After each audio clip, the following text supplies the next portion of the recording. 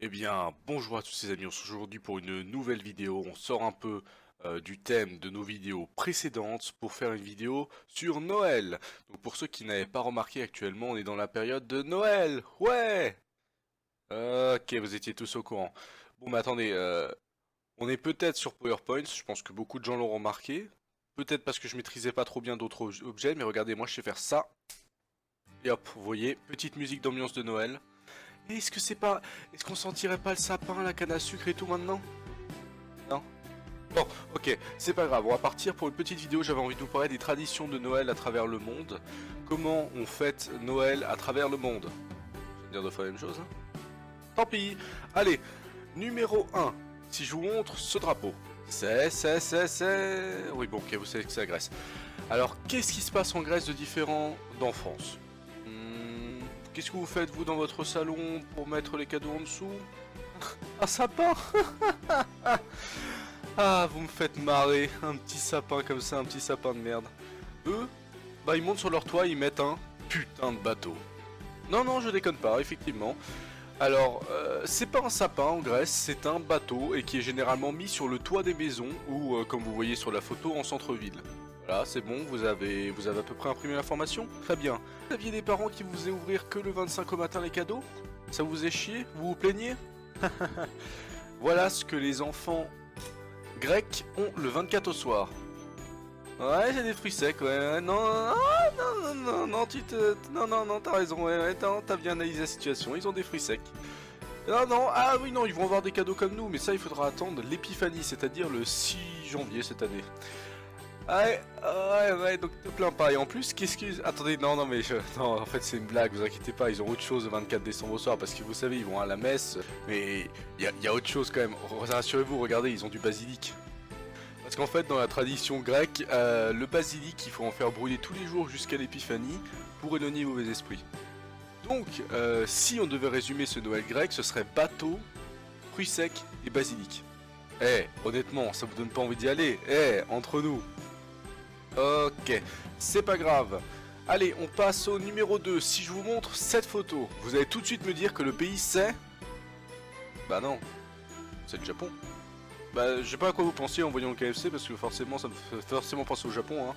Je vois pas à quoi ça peut vous faire penser d'autre. Et alors, pourquoi KFC Japon, vous allez me demander, même si ça semble extrêmement logique?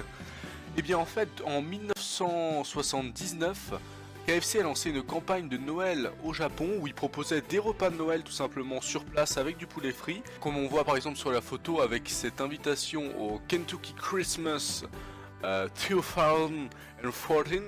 Ouais, je sais, non, ça veut dire 2014 pour ceux qui comprennent pas. J'ai un petit problème parce que voilà, je parle extrêmement bien anglais, donc voilà, je fais aussi un peu la traduction. Donc, ce que je voulais dire, c'est que des fois il y a des queues immenses et ils sont obligés de réserver longtemps à l'avance leur poulet frit pour apporter chez eux ou même, comme on voit sur la photo, pour aller directement manger sur place. Mais il y a certaines familles qui préfèrent quand même rester chez eux pour faire des plats plus traditionnels et le passer en famille. Cependant, il faut quand même juste petite information aussi par rapport à la fête. On va plus s'approcher d'un Noël qui est comme une Saint-Valentin en Europe en fait. Parce qu'on va surtout le passer plus en couple qu'en famille. Désormais, on va passer au numéro 3. Oui, je sais, ça va tellement vite. Je trouve aussi qu'on s'amuse comme des petits fous. Numéro 3. Alors, à quoi vous fait penser ce drapeau? Non, peut-être qu'il n'y a pas assez de lumière chez toi si tu penses que c'est le drapeau de la Belgique, car c'est le drapeau de la Roumanie. Bleu, jaune et... Ok, oui, on n'est pas sur une vidéo sur le drapeau. D'accord. Alors, si je vous dis chorale de Noël, vous pensez à ça? Oui, je trouve, oui, je suis d'accord avec vous, c'est une photo qui illustre très bien la plupart des chorales de Noël qui viennent sonner chez vous. Et en Roumanie, c'est une tradition entre familles, c'est-à-dire que des membres d'une famille vont aller dans la maison d'une autre famille pour toquer à leur porte en mode chorale de Noël, leur chanter les chants de Noël, ils vont ensuite être invités chez cette famille et partager le repas de Noël. Donc ensuite on a une autre partie de la Roumanie un peu plus rurale où la fête est plus folklorique et ça s'apparente à Halloween, hein, où on met des masques plus ou moins effrayants. Oui, le masque de Deadpool est parfaitement dans la tradition roumaine pour fêter Noël. Et on va chercher à soit effrayer, soit être gentil pour avoir des friandises. D'accord, bon bah on a un peu repris le concept d'Halloween. Et en Roumanie, alors je vais essayer de vous le mettre... Ah, je sais pas. Est-ce que j'arrive à le prononcer? Ça s'appelle Krasion. Oui, certainement que, désolé s'il y a des Roumains, ça a dû être leur prononciation, elle a dû être dégueulasse. mais j'ai essayé. Ensuite, numéro 4, et attendez, notre jeu préféré entre nous. Quel est ce... Oh, d'accord, c'est bon, c'est la Finlande. Oh, vous avez vu, attention, vous avez vu, est-ce que quelqu'un a vu la différence d'animation sur l'apparition de la Finlande? Ah, vous attendez une apparition simple, mais non, vous s'y attendez pas, bam! Il arrive pas, ok, on s'en fout. Alors, qu'est-ce qu'il y a en Finlande? Il y a Rovaniemi. Qu'est-ce qu'il y a à Rovaniemi? Le village du Père Noël. Ouais, c'est logique avec la maison du Père Noël. Alors c'est vrai que ça se dispute entre les États-Unis, le Canada et du coup la Finlande pour savoir qui a le village du Père Noël. Mais bon, on est tous d'accord entre nous que le Père Noël, ça, il habite en Finlande, hein, à Rovaniemi. Ça c'est totalement logique. Et du coup, de nombreux hôtels sont construits autour de cette ville et permettent donc de faire des visites dans la maison du Père Noël, dans la fabrique des jouets, etc. Et donc certaines familles payent pour passer Noël là-bas.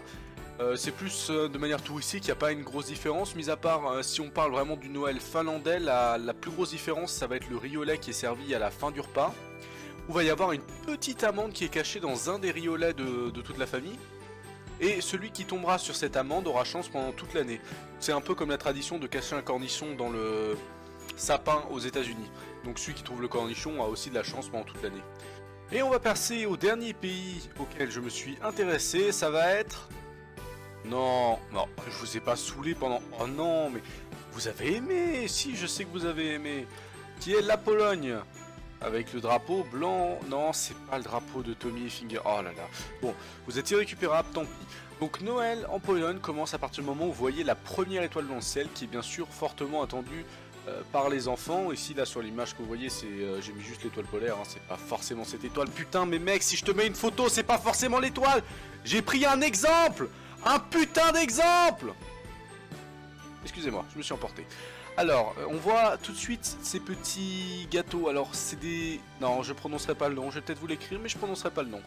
Et qui sont, en fait, partagés à partir de minuit avec des animaux qui... parlent... Non, en fait, j'ai pas tout compris, mais apparemment, t'es censé pouvoir communiquer avec les animaux à partir de minuit en Pologne, une fois que Noël a commencé. Non, non, ouais, c'est vrai que ça ressemble... Ouais, je sais pas ce qu'il y a dans les gâteaux, mais effectivement, ça a l'air d'être... Est-ce que vous êtes sûr que vous avez vraiment mis de la farine dedans? Oui, enfin, ça peut ressembler à de la farine, mais c'est peut-être pas de la farine. Bon, et tant pis. Bon, et sinon, qu'est-ce qu'on a d'autre en Pologne? Oh. Ah oui, c'est vrai, petit détail. En Pologne, une fois qu'on a mangé les gâteaux à la coque... Enfin, les gâteaux de Noël, il y a un banquet avec 12 plats différents. Voilà. Ouais, non, mais ouais, vraiment, 12 plats différents, voilà. Donc on mange des gâteaux, des space cakes, on parle à des animaux et on mange 12 plats. Oh, franchement, la Pologne est un pays tout à fait normal.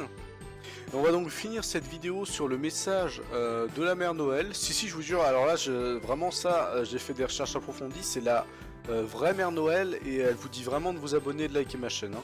Franchement, elle vous dit, ouais, ça c'est de la chaîne de ouf. Promis et juré, elle a même dit wallah. Donc, les gars, ça c'est certifié. Bon, j'espère que ce nouveau concept de vidéo vous aura plu. N'hésitez pas à faire vos coms si j'ai fait des erreurs, à quel endroit j'ai mal lu ce qui était écrit tout simplement. Et on verra si je refais d'autres vidéos de ce type. J'essaierai peut-être d'améliorer le concept par rapport à changer peut-être de logiciel par rapport à PowerPoint. J'ai vraiment utilisé la première fois parce que j'ai un peu galéré, c'est vrai, à essayer de le faire sur mon logiciel de montage. C'était un peu plus compliqué. Et j'aurais pas pu respecter les délais parce que je voulais faire cette vidéo un peu avant et pendant la période de Noël, c'était quand même plus sympa. Donc on verra. Donc à très vite, ciao ciao.